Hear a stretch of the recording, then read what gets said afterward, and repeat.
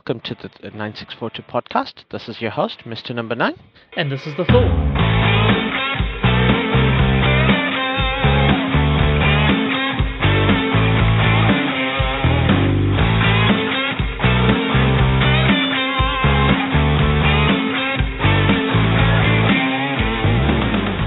Hello, everyone. Welcome back to our podcast. We have taken some time off.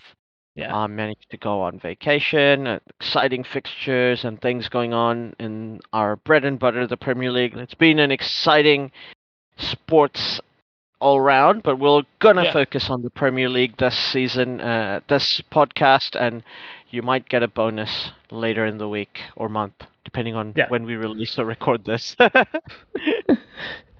Well, technically, there's two other. You say you're away for a couple of weeks. There were two podcasts recorded that were to be released during that time, which I failed to edit up properly.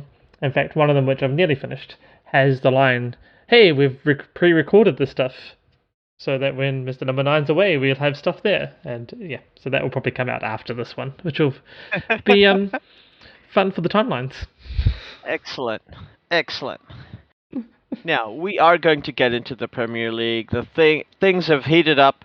Obviously, while I was away, we had the table-topping clash, which ended in a draw between City and Liverpool, which I think everybody after that kind of figured this was now City's championship to lose because they had the easier run-in. Both City and Liverpool also have to play European competition. Also, City are out of the FA Cup, so therefore this means Liverpool also have an FA Cup final to play, which is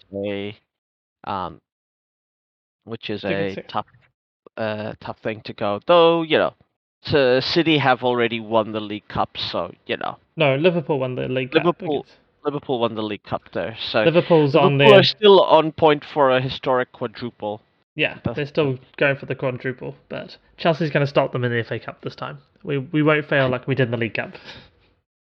We'll win the penalties this time. I hope so. Yeah. I also hope that Villarreal will beat them in the Champions League and then end up winning the Champions League because, who wouldn't love to see that? Yeah, that would be pretty cool, really. Yes.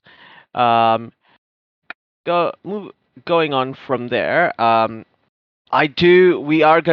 have had some really interesting news from our Mo Watch corner. So I will get into it when we get to that section. So do stay to the end. Yeah.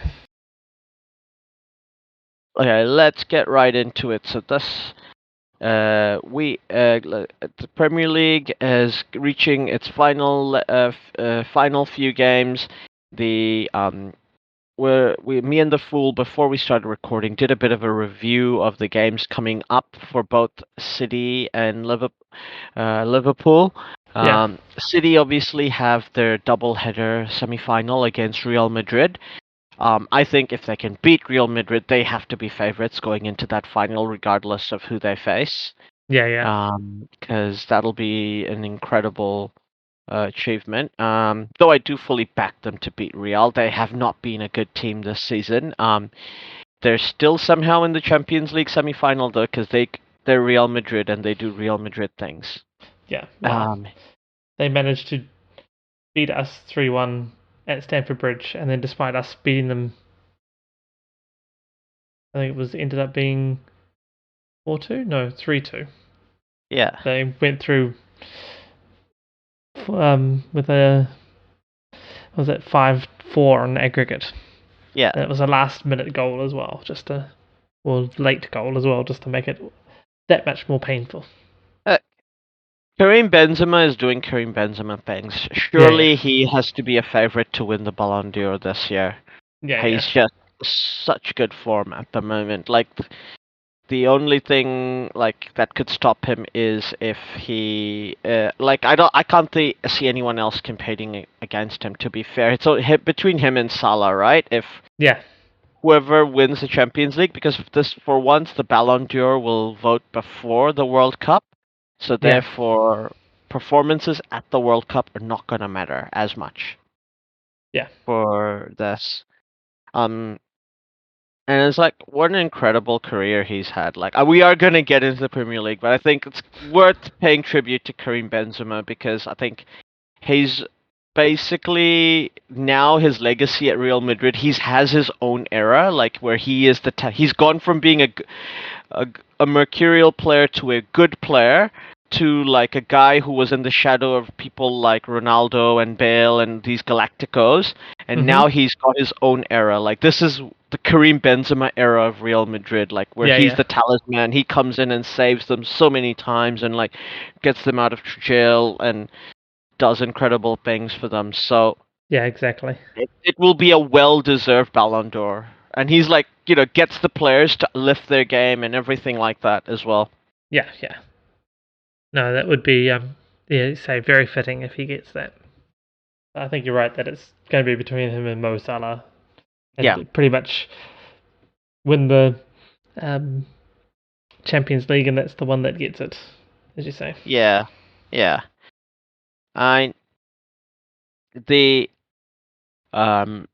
The rest of City's fixtures, they've got a tricky one with Leeds away, and Leeds are still very much in the relegation dogfight. But I think City are just too good at the moment to get. And Leeds have real problems in that team. Therefore, I do see City being able to take advantage of them. They have a home game against Newcastle, who are well safe, top half of the table, no less. I was talking to my cousin literally minutes before I started talking to Adam. Yeah. And there's a good candidate for manager of the year, isn't he, Eddie Howe? Yeah, I know. That's crazy. There was legitimate talk between you and me about is Newcastle already relegated, and we liked Eddie Howe as a manager because he would be able to bring them back into the Premier League when they got relegated. Yeah. I think that was a lot of our discussion when we were talking at the beginning of the year around the Newcastle stuff was definitely that they were making good choices for manager, for players they're buying in, because it was like, when they get relegated, or they got people who could potentially do the Great Escape for them, but if it went on the trajectory that it seemed to be, then they're all people that could get them straight back out of the Championship. But ninth place. Ninth place is incredible. What crazy. An overperformance by Newcastle. So while Newcastle have nothing left to prove anymore this season, they might want to try and get something in this fixture. And Newcastle tends to do well against teams like City and Chelsea, when they're on a roll, be a banana peel team. So we'll watch this space. Following up, they've got West Ham, who, once again, they're a team that I don't think they're in the hunt for top four anymore. They're not a realistic shout for that anymore, but they could finish in the top six given Manchester United's form, and by that point they may have secured a top six finish. With Liverpool winning the League Cup, we know that the top seven, the fifth and sixth place team are going to go, and it's between Chelsea and Liverpool in the FA Cup. So it is going to be the top two, fifth and sixth place team are going to get their spot in the Europa League, and the seventh place team will be in the EFL, the European Football Conference, EFC. Beg your pardon. Which might be Manchester United's now final position should they get there. I don't even know if they'll be able to finish that high. Despite their trajectory at the moment in terms of wins, losses, they should probably still keep that. I suppose there's a game in hand there over Wolves is on 49, but Wolves do have a game in hand, and I think Newcastle, like ninth, is probably their peak. Yeah. I don't see them finishing below 10 though. But very good season for Newcastle. Cannot praise Eddie Howe enough once again. No, it's crazy. But City have a on paper, more straightforward path. I think they also have like a game against Wolves, which is postponed, so we don't know when that's gonna be played. So there are definitely some banana peels in there, but once again, I think in the current form they're in, and with the depth of their squad and whatnot, City should do it. Yeah. I mean, I did like the 2-2 draw between City and Liverpool because it's kept the tension all the way to the end of the season. Yeah. Any slip up by either side, that's it. But you are right that City have the least slippery run into the end. So Newcastle, West Ham, that's probably the ones, and the Wolves game to come. Liverpool also get to play Wolves, and they get to play Newcastle. Yeah. They play Spurs and Aston Villa. And they've got the FA Cup game against Chelsea as well. Aston Villa are probably safe from relegation at this point, and I don't expect them to be too many, but they might still need points at that stage to mathematically be out of it. Yeah, I would say they should be high enough, but they have only got 1 point from the last 5 games. I mean, their form at the moment is horrendous. So they should still be fine at 37 points, but that could be a buffer that they need. There are all of them. teams that really want to be relegated this season. Yeah. They're trying really hard to get relegated. Yes. And Aston Villa's probably not one of them, but they're pretending. Yeah. They also have a game against Southampton, which is TBD in terms of the dates for Liverpool. But that extra fixture with the FA Cup final, and I suspect Villarreal, Liverpool. If Liverpool do not manage to get past Villarreal, and I'm not saying they won't. I think they are rightfully favorites to get past Villarreal. They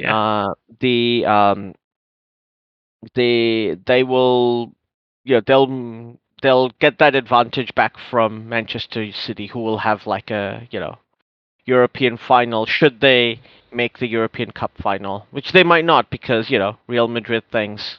Yeah, Real Madrid doing Real Madrid things. Real Madrid do Real Madrid things. You can never count out Real Madrid things. And Southampton are probably safe. I think very likely. I think if they're not quite mathematically safe yet, but good as. I think they're more safe than Aston Villa.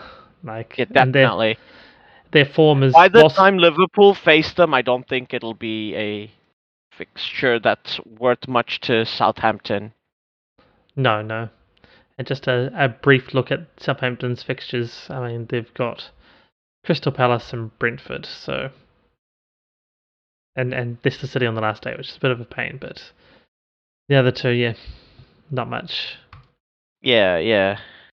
Like, sure, Crystal Palace is in this sort of similar position to them, but and Brentford as well. Like it's 12th, 13th, 14th. I think it's that game against Spurs because we know Antonio Conte and Spurs are gearing up to try and get to that fourth place spot. That's going to be the big one for Liverpool, is that game. And that game against Spurs is going to probably just kind of make or break their season at this point. Yeah. In terms of winning the Premiership, I think Liverpool still are targeting Premiership first, whereas City are targeting Champions League. Yeah, that's probably correct, though. Probably that's because City know that they got the slightly easier run in, so. And I mean, Champions League is technically harder. Yeah, and to be fair, I think if you gave City a choice of you get to win the Champions League or win, but you don't win the Premier League, they'll be like, "Where do I sign?" Yeah, I think so too. Spurs, on the other hand, they have a fixture against West Ham, a fixture against Leeds, fixture against Spurs, and a fixture against Newcastle, and a fixture against Everton. Everton could be a relegation dogfight match. As could the Leeds game be. I think they will both be relegation dogfight matches. I think Everton are still going to be in the danger zone in the last day. Yeah. regardless of whether they get relegated or not. Newcastle, once again, I think Newcastle are a team who don't want to lose out on form. They want to try and win as many games as possible. Yeah. Especially in League, the Newcastle, especially in the form they're in currently. I think they just want to really push that through to yeah. be as buoyant as they can be, really. If West Ham So can beat Arsenal, they're back in the hunt for that sixth place, maybe even a fifth place spot. Because Arsenal, I could see Arsenal because of how terrible their form has been, and before that win against Manchester United, they I could see them, start dropping points, yeah, alarmingly because they have a young team, a shallow squad, and a bunch of things like that. it Um, is interesting how that's going to go. As say, they've had 2 good wins against us and against you guys, but before that were being average at best. So you say maybe that's done enough to keep their confidences up, and that could be a bit of a winning streak to the end, or as you say, they could I mean, I don't see drop it Manchester again. United competing for that top 4 spot again. Just they're a game behind, and they're 4 points behind Spurs and 6 points behind Arsenal. Yeah, that So is. I think that's an unsurmountable gap for Manchester United. They've got to play Chelsea. They've got to play Brentford. After Chelsea, they've got Brentford, Brighton and Hove Albion, Crystal Palace to play. So those are all winnable, quote unquote, winnable games for Manchester United, but they're not going to win those games. So that's that. This is why I think they could even fall below 7th place should Wolves go on a good run. And Wolves have a game in hand on Manchester United. Yeah. Wolves and West Ham. I expect West Ham to finish above Manchester United this season. Like, it'll be a good revenge for David Moyes to finish above United. Wolves have 4 more games this season, I believe. Sorry, they also have 5 more games. 5 more games, yeah. So they've got Brighton, Hove Albion, Chelsea, Norwich, and Liverpool. And I think they have that game against Spurs, the City that was postponed that we were just saying.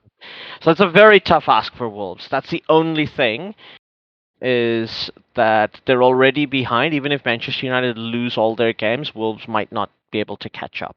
Yeah, well, they do say they have to play 3 of the top 3 in their last 5 matches. So that's never a easy thing to be asked to do. They're 5 points behind. Yeah, and 5 points behind. So that's not easy for them to catch up there, even with the game in hand, since it's a game in hand against a team that likely not to win. So yeah. And they're playing all the top 3, so that's basically Manchester United's only saving grace. Though it might be as a Manchester United fan, as much as I'd hate to see them not qualify for Europe next season, I think that might not be a bad outcome if they don't have to focus on, they don't have those games. They can just focus on the domestic season. Yeah. Gives them a bit more clarity and a bit more. Yeah. They focus to aim at one thing and only worry about that. But yeah. Now, the West Ham also, because they're still in the Europa League. They've got 2 legs against Eintracht Frankfurt, who have beaten Barcelona. So this is, I feel like, what they're aiming for. If West Ham manage to win the Europa League, finish 5th above Manchester United, I think, or even 6th above Manchester United, I think that would be a really great season for West Ham. Like, they would be very happy with that. Super happy. Their league fixtures include Newcastle and Brighton. Very much winnable fixtures. I'm sure they'll be up for beating Arsenal, and it's an Arsenal team that's winnable. That's like, David Moyes shouldn't be afraid of them, and City have to come to Upton Park. That's not easy for City, but I do think City are going to be too good for West Ham. Yeah. I think the at only this thing point of the there, season. yeah, I think so. I think the only point there is that, yeah, West Ham depends how much they want to take on the character of the season spoilers for Well, City. Yeah, whether they can. yeah, That's enough motivation to do something. Be like, do this and spoil the season and valuable points, obviously, for something useful.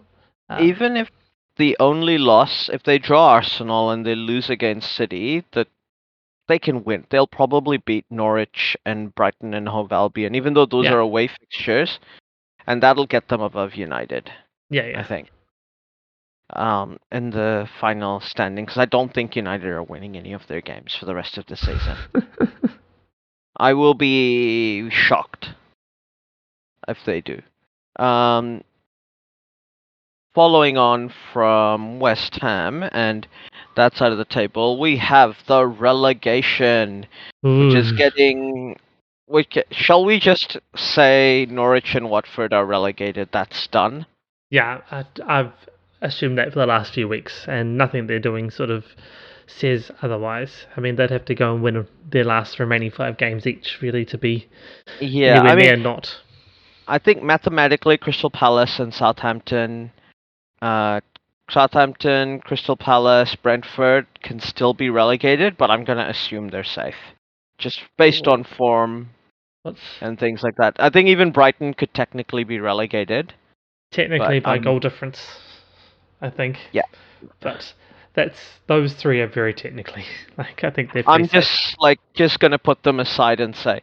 Now I know Yeah. Crystal Palace and Aston Villa are at the same points total and whatnot, but I think Crystal Palace's recent form has been better. Yeah. I mean, they have lost their last 2 games, but they at least had 2 wins in their last 5, so Yeah, better I than mean, Villa's. all right, let's, for argument's sake, put Crystal Palace in there. We'll say Southampton are safe. We'll put Yeah. 14 downwards. So Yeah. Everton fixtures coming up. They have Chelsea, Leicester, Watford, Brentford, Crystal Palace, Arsenal. Oof. Yikes. Yikes. That is not looking good for Everton. Like, maybe Chelsea could slip up because they get to play them at home because Chelsea know they've secured third. They're not, Yeah. and they're not in the fight for the top two anymore, and they can focus on the FA Cup. That's their goal. Yeah, but at the same At this point, we haven't for a trophy. really secured 5th. So I mean, a win against third. third, I should say. We haven't really secured 3rd. It's likely, and I Really? think, well, it's fine. You guys are like, you have a game in hand and you're 5 points ahead of Arsenal. I know, but that's, I mean, you start slipping up these games, and the Yeah, game in yeah, hand yeah. and the 5 points evaporate quick enough. Yeah, If yeah. Arsenal go on a winning thing. I agree with you that I don't see it happening. I'm just saying, like, that's the sort of thing that Everton have to try and win. Like, that game against Crystal Palace, like, they've got a relegation 6-pointer, quote unquote 6-pointer with Watford. Yeah. They need to win, but that's away from home. They need to beat Brentford, beat Crystal Palace. So they have to take, they're hosting the 2 South London clubs back to back. Yeah. And they've got an away fixture against Leicester, who are also probably want to secure a top 10 finish at this point. And then they've got Arsenal, who may not have secured 5th yet at that point of the season. That's going to be a tough fixture. Like, winnable because of Arsenal's problems, but still, like, it's a very difficult road ahead. I would absolutely despair being an Everton fan if Burnley hadn't fired Sean Dyche. Yeah. Like, I don't understand it. I absolutely don't get it. Like, why? If you were gonna fire Sean Dyche, fire him in December so that the new manager can get new players in and whatnot and do stuff. At this point, what is even the point of firing him? Even if you think you're gonna be relegated, what is the point of firing him now? Yeah, exactly. Versus in the summer. Exactly. It's not gonna help any. Sure, don't keep Sean Dyche on to get promoted back or whatever. Yeah. If he doesn't resign, okay, but what was like- the point? It's like, let's have just some disruption to our team at a Yeah. critical point for no good reason, just because we wanted to have some disruption. And he bought in a good player as well to replace Chris Wood, by the way, I think, who's been doing really well. Mike Vidra. Yeah, yeah. Vidra has been doing really well. Like, it's been... Given Burnley got dealt a really bad hand this season in terms of their games in hand and having to play a bunch of fixtures very closely and whatnot. Yeah, And yeah. we've been through it. I think they did reasonably well in that period. They are a game... They're a game ahead. Everton have a game in hand against them, but they're 2 points behind. Everton Yeah. might not catch up those 2 points, you No, know, no. and things like that. So why would you fire Sean Dyche? Like, I think if Burnley had Sean Dyche, he would secure, and Everton would be relegated. Right now, I would almost just be like, yeah. It's mathematically not there, but Everton are my favorites to be relegated. But looking at it now, I'm like, Everton might do the Great Escape. They might. Super Frank might lead save Everton because, you know, Burnley screwed up Yeah. royally. Yeah. I Yeah. cannot criticize that move enough. There is no logical reason to do what they've done. It is crazy. I Even struggled. if relationships have broken down and you cannot continue, like, Yeah. it's like, okay, let's get divorced 2 weeks before all our kids' final exams. Why? Wait Yeah. a month, you know? Yeah, exactly. Like, we can live in separate rooms and do anything, just, wait until that's finished, then we'll go through this Yeah. problem. Like, why are you doing this now? Like, that makes no sense. Or, like, do it, like, 6 months ago or a year ago for them to have time to sort that out. But, yeah, there's no Yeah. reason. It's a crazy, crazy thought, really. It's just, Yeah, Burnley do not have an easy fixture list coming up, by the way. They've got Watford, Aston Villa, Spurs, Villa again, and then Newcastle. Like, the only team that probably have nothing to play for when they play them is Newcastle. yeah. But I imagine Villa might still be trying to fight for something when they face Villa. Definitely the first time they face Villa, because Villa are well in that fight for relegation. And they might still be in that fight for relegation on May 20. Yeah, well, Spurs are going to be fighting for fourth. yeah. And Watford are still technically not yet relegated. Yeah. Say, Watford technically could do the Great Escape, but... So, yeah, that first one, Watford-Burnley, definitely relegation 6-pointer. The two against Aston Villa's probably 6-pointer matches as well for relegation. Given that said, maybe Burnley's saving grace is Aston Villa's current form, especially that first one, because, they're not looking pretty at the Aston moment. Villa and Everton's current form. Everton are kind of improving form-wise. Kinda. Everton's saving grace is they technically just have better players Yeah, than they the do. other teams. That's They're the just- only thing. Yeah. Well, not the only thing, but that is the big saving grace. Like, their players are better players. Yeah.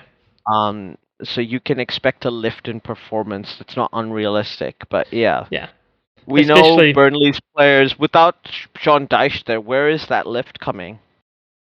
Yeah, exactly. Like, who's going to lead them? Say Everton, they've got the players. It's now the very crunch end, and they've got 6 games to lift Yeah. themselves out of it. They've got the players that will dig in for that. Sure, it's not necessarily the easiest 6 games, but The only other thing here, the only thing that could probably help Watford, and by the way, I'm not going to look at their fixture list because I have said that I think they're going to be relegated, but the only thing that could give them the Great Escape is the fact that Burnley have stuffed up and Everton are playing really badly, and I believe Leeds United have also kind of stuffed up. Leeds United, obviously, new manager who's trying to do things, and I don't think there's enough time for this new manager to embed and play his system in. They've got no. Crystal Palace, which is a relegation 6-pointer, quote unquote, at this point of the season still. Yeah. They've got Manchester City, Arsenal, Chelsea, Brighton and Hove Albion, who Okay, I'm saying Brighton and Hove Albion are safe, but they might treat that as a relegation 6-pointer at that point Yeah. of the season, and then they've got Brentford. Yeah. By the time they face Brentford, Leeds could already be relegated. Yeah.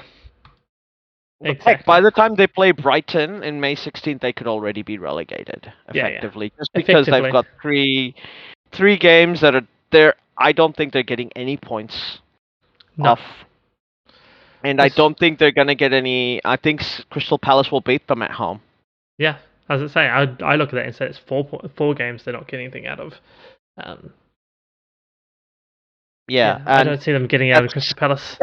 that's something. This is the only thing that Watford could break out of that pull off that great escape is if they manage to if Leeds actually do have that shocker and not win any. It's possible for Leeds not to win any more games just because, and Watford have a few 6-pointers up their sleeve coming up. Yeah. I think that's the thing for Watford is that they've got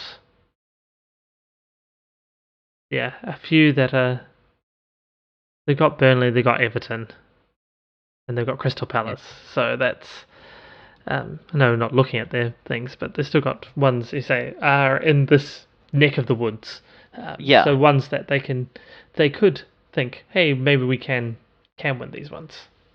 And the other thing that I think for the teams that are currently still under 30 points is the Aston Villa also have a tough run of fixtures coming up.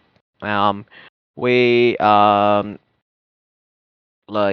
through Leeds' fixtures. Like, it looks incredibly difficult for them. At least 4 games where I don't see them getting any points. Level of difficult. The only saving grace is they do have a lot of games in hand compared to their relegation strugglers. Aston Villa have Norwich to play, which is technically at the moment still a relegation 6-pointer. Burnley, a relegation 6-pointer. Liverpool, they're not winning that. No. Crystal Palace might not be a relegation 6-pointer, but Palace are gonna want to beat. They might still be mathematically not yet safe. So Exactly. trying to stop that. They've got Burnley again, and which is a relegation 6-pointer, as we mentioned, and Manchester City, which is like they're not getting points there. So there's 2 games there that I don't think they're getting points. Full stop. And there's 3 relegation 6-pointer games there from Aston Villa. It could go from best place to worst place in terms of the relegation battle very quickly for them. I think the game against Norwich is I think regardless, they're going to be still mathematically a chance of being relegated on the last day. Yes. No, they're all the way through, I think. Well, maybe that win against Burnley might be the thing. The second game against Burnley might be the one that if they win through that. But to me, key is the Norwich, which they need the win there against the bottom place one to really for motivation. Yeah. Because if Norwich can beat Aston Villa, boy, are they in a relegation dogfight at that point. Because that's just going to be bad for them.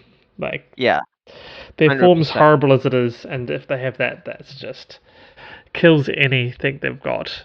So, I mean, they do say they got the games in hand, and they do have the points in the bag at 37 points.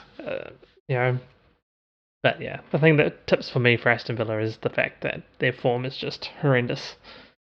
And as you say, it's a lot of relegation 6-pointers, and if they all go the wrong way for them, and the top 2 teams and in the top league. 2 teams, so you just take 2 points. There's no easy games here. No, they may as well just be on 34 games at this current point level. Yeah, which would look pretty bad when you think about it.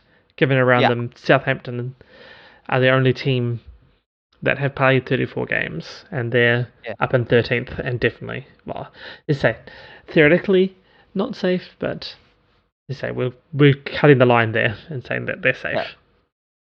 Yeah. I mean, looking at the fight, because we decided there's no mathematical reason not to include Crystal Palace. Their run-in includes Leeds, relegation 6-pointer for arguments here. Southampton away, Watford at home, once again, relegation 6-pointer. Crystal Yeah. Palace away. Sorry, Yeah. Aston Villa away, which is a relegation Relegation. 6-pointer. Everton away, relegation 6-pointer. Manchester United at home, free 3 points there. Yeah. The Crystal Palace, I feel like have a few games for breathers. Like they can win against Manchester United, I think, at home. I think they can beat Leeds at home for sure. And Watford at home. Yeah. And that might secure Watford's relegation at that point. Probably. But, the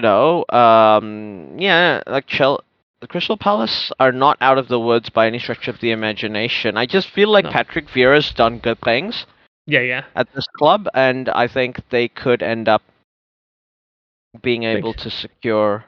They'll end up being able to secure the position and stay in the league. Yeah.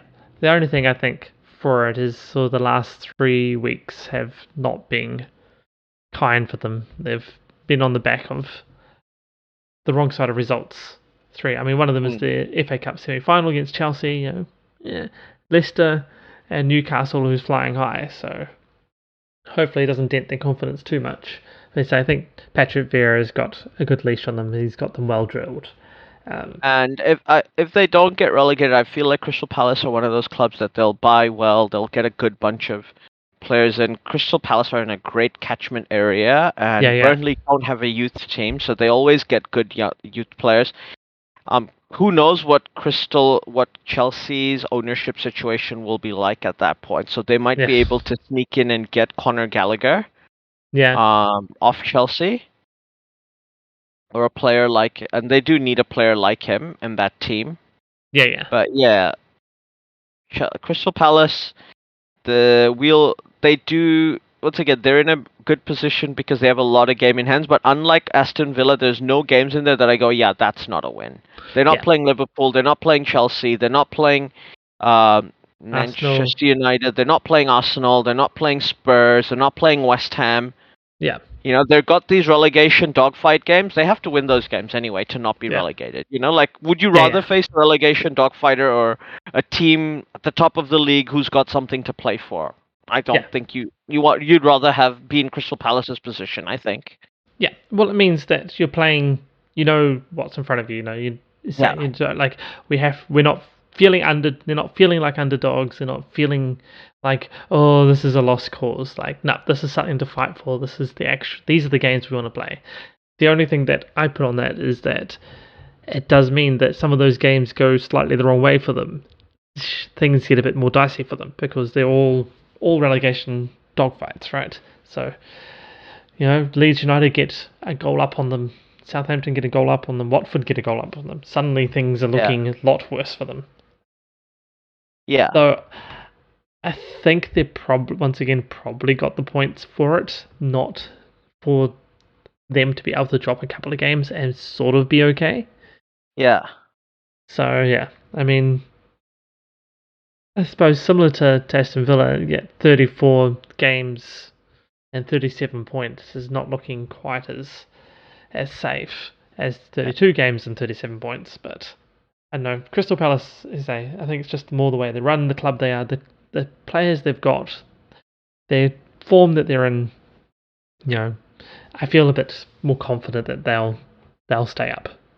Aston Villa, I feel, could, given the run-in, given their form, given everything, I just feel like they're going to get dragged into that dogfight quite seriously. Yeah, absolutely. I concur with that. Mostly because I fail to see Aston Villa getting off those 37 points. So, I feel that's their end state, and it's just whether that's going to be above the 18th spot or not. Yeah. Aston Villa's saving grace is the teams that are below them.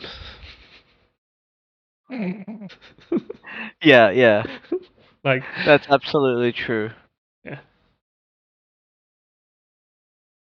But so to me, it leads down as the true relegation battle with Villa and Palace probably being out of it, and Southampton, Brentford, and Brighton definitely being, because there's not particularly good matchups going on, and there's some interesting decisions being made. Burnley and Leeds. You know, things are. Though Leeds is actually winning games recently, and so are Burnley, but see how it goes. I feel like Burnley, Everton. What are your predictions for that relegation battle in the end? I'm gonna go Norwich, Watford, and I hate to say it, but Burnley. Yeah, I was tossing up between Burnley and Leeds. I think I'm with you. Everton's going to pull off the escape. Yeah, the bottom two are Watford and Norwich. I don't think there's any doubt there. That's 19 and 20 there now. They still may have a mathematical chance of being higher, but it's just not happening. To me, it's between Leeds, Burnley, and Everton for the final spot. Yeah. Probably go Burnley as well, but I have a sinking feeling that Leeds are going to fall further down. Given who they've got, say they've got the City, Chelsea, and Arsenal in there. Brentford, Brighton, and Crystal Palace. Like they don't have any of the so-called easy beats. They've already had them, so they've already got those points from the teams below them, basically. So it's another one where I struggle to see them getting a lot above the 33 that they've got, which will mean that more likely to be overtaken. Like Burnley's got Watford, Burnley's got Villa twice, which I mean those are going to be the big games there for Burnley and Villa, is playing each other. Yeah, for sure. But yeah, I think I'm going to settle in with Leeds. So Norwich, Watford, Leeds. Yeah, fair enough. I mean, I was tossing up between Leeds and Norwich myself. Leeds and Burnley myself. So I agree with you that it's not a good position to be Leeds. Just that's running is just so tough. Yeah. It is very tough. And so I don't see them getting much above 33. I see Burnley going up. I see Burnley getting more. So I see Burnley getting to about at least 34, 35. And Everton, what have they got? Yeah. I mean, Everton will probably... They've got this class in there to potentially grab points against Chelsea and Arsenal, like even a draw in there. Right. Like that's potentially 1 or 2 extra points that the others aren't going to get from the top teams that they're getting. Yeah, I think so. And then Leicester's only real thing is keeping in the top 10. So I feel that's right for Everton to actually, that's a game where Everton's going to accelerate. Everton's got it all. That's like the club identity of Everton is fighting, them fighting against odds and being like, we overcome it together. And that's a game there I see, and I see them, even if they lose to Chelsea, I feel it's going to be a close run thing, and they'll play well, and then that will lead into the Leicester game afterwards, and they got Watford. I think they can pick up the win there, even though it is at Watford. So we're looking at 6 points, and then probably 7, 10 points for the rest of the season. That takes them to 39. Yeah. So between 7 and 10 points for them for the rest of the season. That should be plenty to keep them up above, I think so, everyone else. Yeah, given that I don't see Leeds and Aston Villa actually scoring any more points. Yeah, it's not going to be I'm not going to shed too many tears about Leeds United being relegated back into the Championship. I don't dislike your prediction. Now, moving on from the Premier League, we are going into some of the other leagues. Last time we looked at La Liga and Serie A, it was heating up. One of those leagues are no longer heating up. Now, we're going to go into Serie A in the end, and obviously end with Mo Watch, how we always end our podcasts. But let's go into Serie A. Real Madrid have done Real Madrid things. They are on 78 points. a 15-point lead over Barcelona. Yeah. Have 12 points on them on goal difference. Incredible. What a season. If Real Madrid gets the double, it'll be an incredible performance from them. Given what position they were in, this is not one of the best Real Madrid teams I've ever seen. But No, yeah, no. they're doing the business. What more can you ask for? Yeah, no, they really are. And even Barcelona, like, that's a turnaround Yeah. from when we were looking at them Oh, last time. 100%. Like, that's a Oh, big turnaround. beginning of the season, we thought they would go bankrupt and have to be relegated from the Yeah. league. So, Even definitely doing much better than that. and doing better than our last check-in, which was around about halfway through. We were like, they're going to struggle to get the Champions League spot, and Yeah, yeah, so they've really turned that around. So yeah, doing much they are better on the than same. Yeah, they are on the same amount of points as Sevilla, I must mention. yeah. And Sevilla still have had a great season so far, and I think so is Real Betis. Real Betis are 4 points behind Atletico Madrid, so it looks like that will be the top four this season. Sevilla, but once again, great performance from Real Betis. How incredible Yeah. would it be if Villarreal managed to win the Champions League here? Yeah. Because that would because there isn't from memory there isn't a Spanish club in the Europa League semi-finals, because it's Rangers, RB Leipzig versus West Ham and Eintracht Frankfurt. So Yeah. there's two German teams in the Europa League semi-finals, and um, there's only the two there's a Scottish team and an English team. Yeah. So this is I don't believe there is a you're in the Europe UEFA Conference League. Uh, I don't believe there is a Spanish team left. I know Uncle Mo has made it. We will get into that. Um, okay, yeah. So it's between Leicester, Roma, Feyenoord, and Marseille. So Right. Yeah. there's no Spanish teams in the. So England still has a representative in every major European trophy in play at the moment. Go England, I guess. So they will be going up in the UEFA coefficients for sure. Yeah. Now, looking at Spain's fixtures to come, Barcelona have a game against Mallorca, Real Betis, Celta Vigo, Getafe, Villarreal. There are games that we don't know when they're coming, Villarreal amongst them, because they've got Yeah. Champions League games. Yeah. Betis, I think this is the thing. Barcelona's form in the last few weeks has not been the best. Their squad is Down. super tired. Yeah. They've had issues because obviously they're not used to this system Xavi's gotten them into yet. Yeah. And he has criticized them for the way they've played. So Betis should definitely try to get a point there. They're and Villarreal shouldn't have anything to fear against them either. Getafe is scrapping for relegation, so they will be up for that game as well. So Barcelona have a tough run of fixtures coming up. Yeah. But I still think like Xavi has shown his class. I think Barcelona will end up getting second.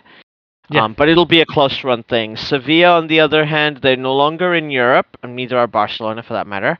Yeah. They've got Cadiz, Villarreal, tough game as we've mentioned, Atletico Madrid twice, and they've got Mallorca. Now, Sevilla, they might do their next door neighbors Betis a favor and do the double against Atletico Madrid. Should that happen, the Betis will get into the Champions League for the first time since Denilson. The Betis have Getafe, who are struggling for relegation, Barcelona, as we mentioned before, Granada, who are probably already relegated, Real Madrid, who might be saving some fuel for Champions League at that point because they're well qualified at this, and they've got Valencia, who don't really have anything else to play for this season anymore Yeah. either. So, yeah, Betis, they can win all these games. I think they should Yeah. back themselves to win all these games. If they finish fifth, they finish fifth. But if they don't, that top four spot is doable for them. And I think Sevilla could beat Atletico. They're not a good team at the moment. Atletico are a No. beatable side. The Heck, they lost 1-0 to United. That's all I need to say about them. Yeah. That being said, Atletico Madrid do have a are currently fourth. They do have some pretty difficult fixtures to face. Like Real Madrid's not gonna want to lose to them. No. Ike is another. Ike is another local derby for them. They've got Sevilla twice, as we mentioned. They've got Sociedad. Again, no team from Basque Country likes to lose to Atletico. And they've got No. Athletic Club, the two who also don't like lose. Their team going up to the Basque Country is never easy, and Atletico Bilbao always want to try and beat the Madrid clubs. Yeah. So, Athletic Club, I don't think it's easy for Betis, but I'm gonna call it now. I do think we're gonna get Real Madrid, Barcelona 1 and 2, Sevilla, and Betis fourth. I feel in the end. Yeah. I think you might be right. I think I don't know. Madrid does have a few points there. But they You got mean 4 points. Atletico or Real Madrid? Atletico Madrid, yes. Atletico have got 4 points over Betis. So Yeah. that may end up being enough. Though, as you said, there is some tough games there for them. So Yeah. it's going to be interesting for them. As I say, their current form looks like it hasn't been the best in the world. So it could be interesting for Atletico. But I feel having 4 points is more than one dropped game. So that always feels to me as you're coming down to the crunch end as being the sort of buffer where you can still keep it. Sure, 2 drop games, and they do have Real Madrid in there, which could go. It is at home for Atletico, so I feel that could go either way, and that may be. Yeah. And Sevilla, they're playing at home as well, so that helps there. So potentially the away games that are the problem. They need to pick up all those points, and you said they're not necessarily the easiest games, especially the ones up into Basque Country. Yeah. But the Atletico have turned it around. This is where the experience of Diego Simeone comes in, right? Yeah. Like I don't like. There's more to Atletico than what the commentators talk about. Like, oh, the dark arts, blah blah blah. Like, obviously, like I'm not gonna dignify that with a response. I do think Atletico are a good team who play interestingly and everything. Um, that being said, it's gonna be a very very it's gonna be a tough run of fixtures for them. But yeah, I mean, either way, Betis, even if they finish fifth, I think can be very proud of the season they've had. That's a Oh, lot they're definitely. building on. Yeah. I think either way, it's going to be it's showing promise for the future for Betis. Like next year, they'll be better and stronger. Either way, and say they'll have European football one way or the other. So Yeah, 100%. Now, moving on from Spain, we go into Italy, which has had an incredible setup. It's very relevant as we go into Mo Watch. yeah, Last time we spoke, we were talking about AS Roma not even finishing in a European spot and getting kicked out of the UEFA Conference League. We will get to Roma. Do not forget. Do not worry about that. But this is one of the most exciting leagues happening at the moment. AC Milan with uh, a game ahead of Inter on 74 points. Inter exactly 2 point. As I said, Inter with the game in hand on 72, and Napoli, who I think are out of the running for winning Serie A this season, Yeah. 34 points at 67. I mean, obviously they're still in a mathematical chance, but Yeah. very unlikely at this point. Yeah. It The seems very Roma, unlikely. Juventus on fourth. Uh, Allegri, sorry, Sarri taking the team Yeah. really Te- really far. Technically, Juventus has got a game in hand as well. They're probably about as much in the hunt as Napoli. Uh, Yeah, well, I there'll mean, be a likely point out, behind but Napoli. There'll be a point behind Napoli in 66 should they win that game in hand. yeah. I do think they are.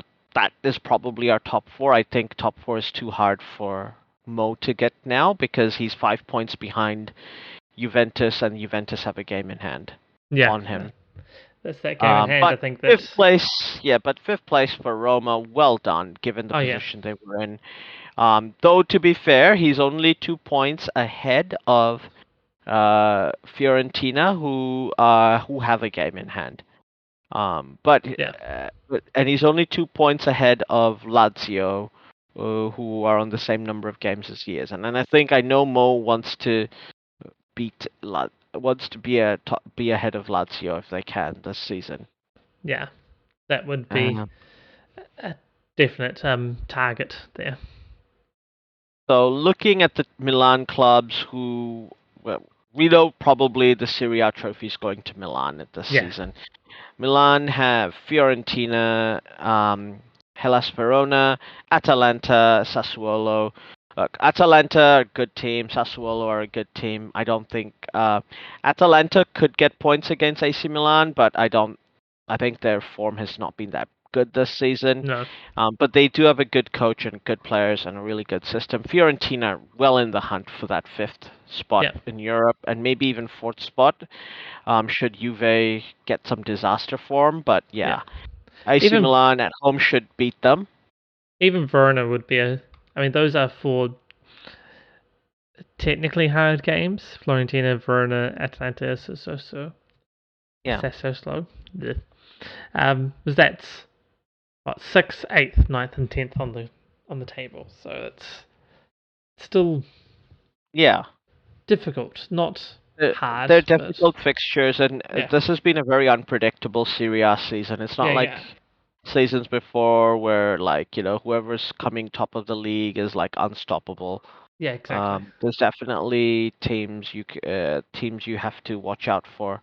Now, the game in hand that Inter have on AC Milan is against Bologna, and I do think Inter are gonna win that game. So Yeah, they'll be a point ahead of AC Milan when that game is done. They do then have to play Udinese, Empoli, who recently those two teams have hit some form. mm-hmm.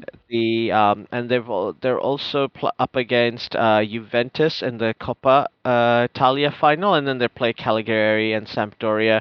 Sampdoria will probably already be relegated when Internazionale play them. Yeah, Cagliari, I mean, it's never easy to go to Sardinia, but I think Cagliari will have just about made sure they're not relegated. They're 3 points with but they're Salernitana have a game in hand on them. yeah. Um, And so Cagliari is once again yeah, looks like bad form as well. Like only yeah, the one win in the last 5 games is not a good yeah. sign And for them. Sampdoria's also like I think Sampdoria will have basically prevented being relegated at that point. So Yeah, yeah, I think Inter have a easier run in, unfortunately for AC Milan. yeah, In this situation, yeah, okay, just gonna call it. I think Inter's gonna finish top, win back-to-back Serie A. AC Milan's gonna finish second. yeah. I think Napoli are just about going to finish ahead of Juve, but let's look Mm-hmm. at their fixtures. Um, Napoli they've just lost to Empoli, which is not a good result for them. They're playing No. Sassuolo, Torino, Genoa, and Spezia. Definitely winnable games, all of them for Napoli. Yeah. And Juve still have a cup game to play in that fixture list Yes. that come. They have to play Sassuolo as well. They have to Yep. play Venezia. They play Genoa. They play Lazio and they play Fiorentina, which is the kicker Oof. here. Yeah, Two that is. teams that are fighting them for that spot in fourth and fifth. So this is why Juve, I think, are still going to finish fourth. By the way, I think that's secured. That top four is secured the way it is. And I think Napoli have just done enough to secure third. Yeah, I think Napoli have done enough to secure third. Given you say Juventus do have to play Lazio and Florentina at the end of the year. Mm. So Juventus does get the bottom two teams as well just before that, just to balance things out a bit. But yeah, I think Now, that's probably right. I think, as you say, it's probably a bit. I'm sure you get to Roma, but it's all probably a little bit too far for Roma to catch either one of those two yeah. teams. So basically, we have the three teams from Central Italy playing for the last two spots. I think there's a Europa League spot to come, or a Conference League spot. No, I Maybe think two Europa League spots and a Conference League spot for whoever finishes fifth, sixth. Because I think yeah, Coppa Italia is going to be in the top four, so seventh as well. Seventh place will be the Conference League, yeah, and whoever whoever finishes fifth and sixth will get the Europa League spot. Roma may qualify for the Europa League by winning the Conference League anyway. yeah. It's within their capability to do at this point. They're the only Italian team in Europe at the moment. Now, their fixtures include Bologna, Fiorentina, Venezia, and Torino. So two tough fixture. There's a tough fixture in there against Fiorentina, who have a game on hand with them and Yeah. are only 3 points behind. Fiorentina Tina's schedule has Udinese, AC Milan, Roma, Sampdoria, and Juventus. Oof, that's So I think not this is where Mo secures his fifth yeah. place. So that's not the nicest run in there for Florentina. So yeah, does look like Mo gets his at least his fifth place there. But do not count out Lazio, who have Spezia, Yeah. Sampdoria, Juve, and Hellas Verona to play with. So Lazio, other than that game against Juve, Mm. have fixtures against teams that are below them. If they want to catch Uncle Mo, that's the thing in Yeah. front of them. They're only 2 points behind him, so that's possibly his nearest threat at this point. Yeah, I would say so. It'd be for that. So it's those last two games, and it will come. Looks like it make it come down to that. So Juventus Now, and what Verona. one of the lowlights of Uncle Mo's season was during the group fixtures. He lost to a team from Norway named Bodo Glimt 6-1. And then they faced each other in the quarterfinals. Now, in the game against Bodo, so Rome, to quote, they basically won Bodo won the first leg 2-1. Mourinho actually celebrated the Bodo second goal to confuse their team. And after their manager got into a fight with one of Jose's assistant managers. So Oh my. uh, there you go. And then Mourinho, of course, jumped to the occasion to talk about it after the game, going, "It was my fault. My assistant told the opponent they will be relegated and started it, so I apologize. You know me, I always tell the truth, but I'm not like some other clubs or some police managers who fights with the opponents after the game and blame the other team." Um, So there was during the press conference before the second leg, Mourinho was asked of what he made of Bodo comments against him, which he said, "Don't talk to me about Bodo Glimt. I don't care about what their manager said, their players said, their mayor said, the daughter of the Bodo high school teacher said. I don't care. We're here. They're here to talk. We're here to win." And they won 4-0.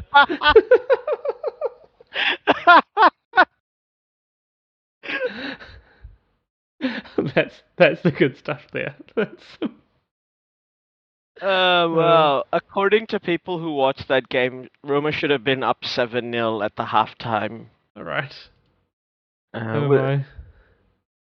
Tammy Abrams scored a goal and a hat trick from Italy wonder boy Zaniolo. Yeah. So yeah, there you go. Mourinho, he's also basically put himself in the position of the underdog against the against Leicester, who he has a two semi-final legs to play. Unfortunately, he lost his first game in a unbeaten run of 12 games with a 3-1 defeat against Inter Milan, who we Yeah. expected Inter to beat them. We predicted that would happen, not that badly necessarily. But he did praise his teams. Look, we lost against them in a cup a few months ago.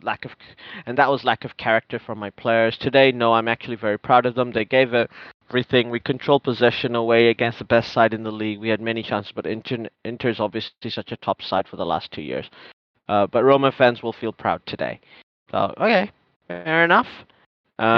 He's like, now we have to go on and finish top 6, which Roma didn't do last season, and we win a European trophy. Roma have never won a European trophy. It'll be a very good season to build on. Yeah. And so now it's back to England for me. Tough semi-final game against Leicester. Let's go. All right, so back in form, Uncle Mo, in all counts.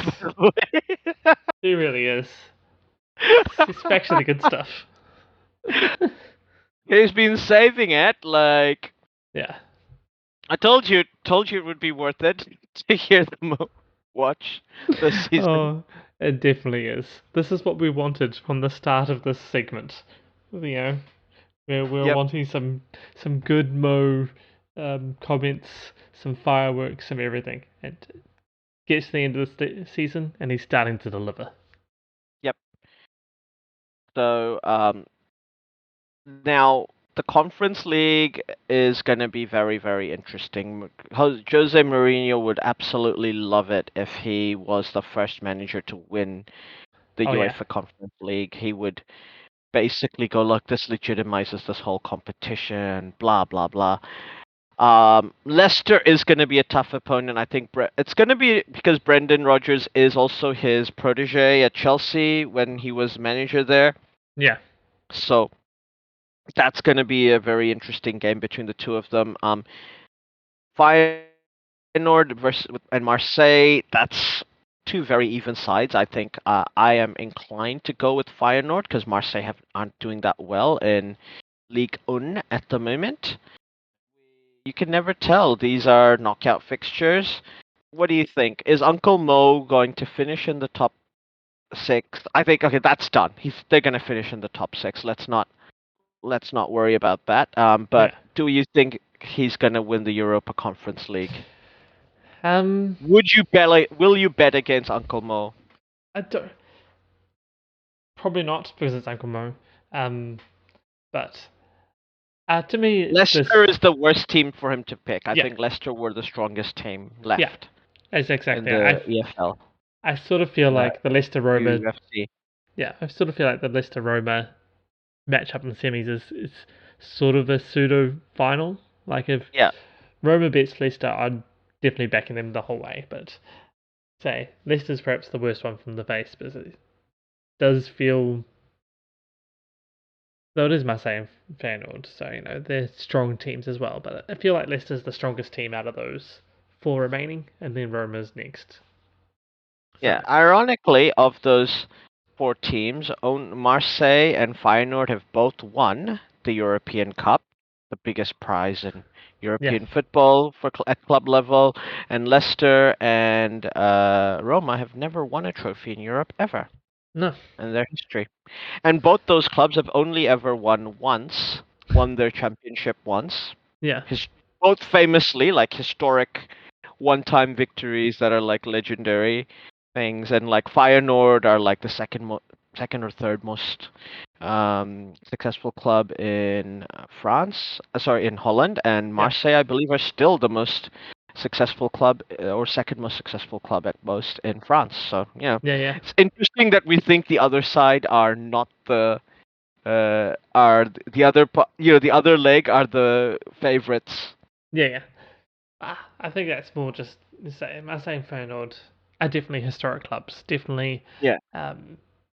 There, I just maybe it's a little bit not following them as much as the others, so it always That's also true. You get biased that way, but I feel like both of them, it's recent times are not as strong. Also, and sorry, go on. I was gonna say Leicester's last few years have been a lot stronger. This year they haven't played as well, but they are doing well in the Conference League. So there are definitely weaknesses for Leicester, the set pieces and whatnot. So Mourinho, if they don't bring their A game, Mourinho will beat them. Like Roma will beat them. Tammy Abrahams, I could see getting a hat trick from free kicks. Yeah. Just against Leicester if Leicester don't bring their A game. The only thing there, especially with the game at Leicester, is that there may be disruption because Tammy's being hit up by Arsenal and whoever else looking to bring him back to the EPL. So there may be additional disruption reward. There. Yeah, that could be his reward. Should at the end of the season, I'm sure. Yeah, he can't leave before the season ends anyway. No, but it does mean that he may have his mind on other things while he's over there. It shouldn't impact much, and I don't think it would. But it's one of those things that could play on his mind, could play on his teammates' mind. Who knows? Now, also, I just realized the other thing Feyenoord and Marseille have in common is Feyenoord is the first Dutch club to ever win in Europe. Yeah. And Marseille are the first ever French club to win in Europe. Wow. So that's what they have. They also have that in common. Wow. Like Feyenoord won a European Cup, and we're like, yeah, we're the first. Ajax, it doesn't matter, we're first. And then Ajax won 3 in a row, and they were like, okay, never mind. Still got the first one. Yeah. So there's like this period of Dutch domination of European football. Yeah. Now, I think that is all we have time for today with our exciting round of football.